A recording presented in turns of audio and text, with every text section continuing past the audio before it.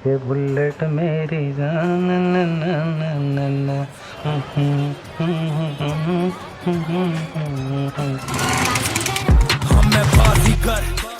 Royal Enfield दुनिया के सबसे पुराने मोटरसाइकिल ब्रांडों में से एक है। इसका रिश्ता वर्ल्ड वॉर से भी जुड़ा हुआ है।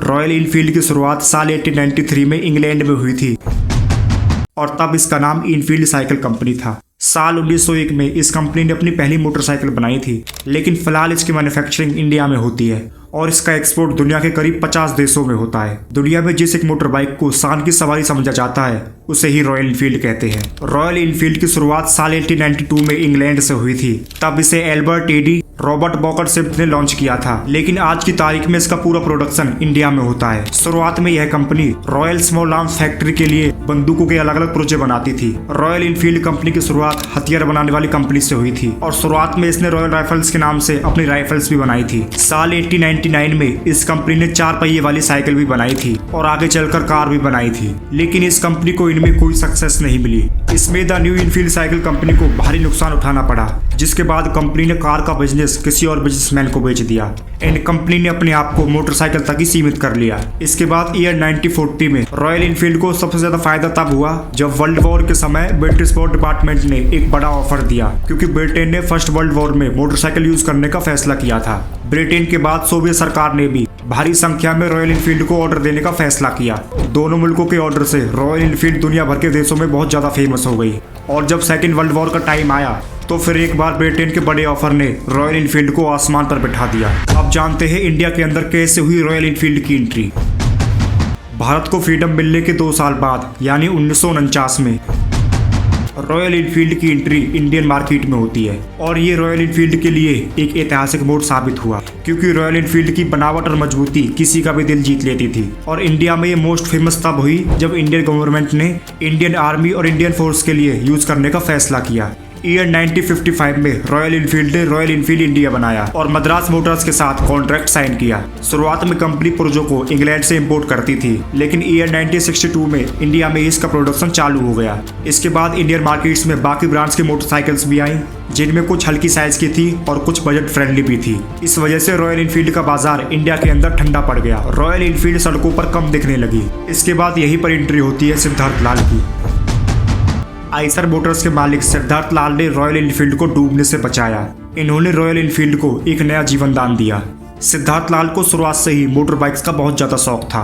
सिद्धार्थ लाल को अपने आप पर पूरा बिलीव था कि वो रॉयल इनफील्ड को एक सक्सेसफुल और लाभदायक ब्रांड बना सकते हैं, इसलिए सिद्धार्थ लाल रॉयल इनफील्ड के अंदर कूद जाते हैं। इसके बाद उन्होंने आइसर मोटर्स के साथ मिलकर रॉयल इनफील्ड को बचाने का बेड़ा उठाया। उनके टीम के सभी सदस्य रॉयल इनफील्ड को बचाने के लिए उनके साथ सहमत थे। पहले British firm royal Enfield bullet बनाती थी।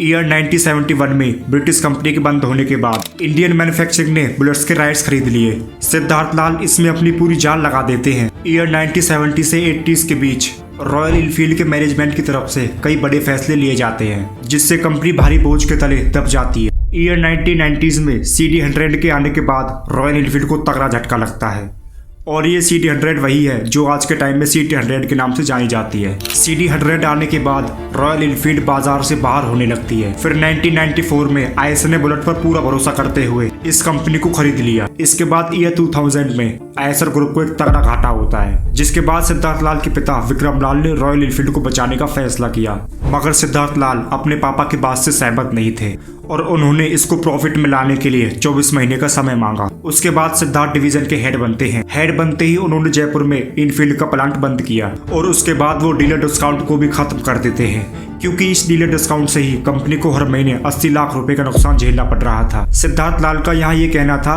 कि डू और डाई डेडलाइन के चलते मुझे फैसले लेने पड़े। सिद्धार्थ लाल और उसकी टीम ने ये सोचा कि दूसरे सेगमेंट और दूसरे मार्केट में उतरने से अच्छा है क्यों ना अपने ही ब्रांड पर अच्छे से काम किया जाए। सिद्धार्थ लाल का उस टाइम पे कहना था कि इन बाइक्स का कोई मार्केट ना भी हो तो भी हम इसे आगे बढ़ाएंगे, भले ही हमें मार्केट खड़ी करने में 10 साल और लग जाए। सिद्धार्थ ने शहर के 18 से 35 साल के युवाओं को टारगेट करते हुए साल 2001 में 350 सीसी की बुलेट इलेक्ट्रा मार्केट में उतारी। इसे मार्केट में कई कलर्स के साथ लॉन्च किया गया। इसकी मार्केटिंग एक यंग मोटरसाइकिल के तौर पर की गई। इलेक्ट्रा से मिली कामयाबी के बाद ईयर 2002 में कंपनी थंडरबर्ड पेश करती है।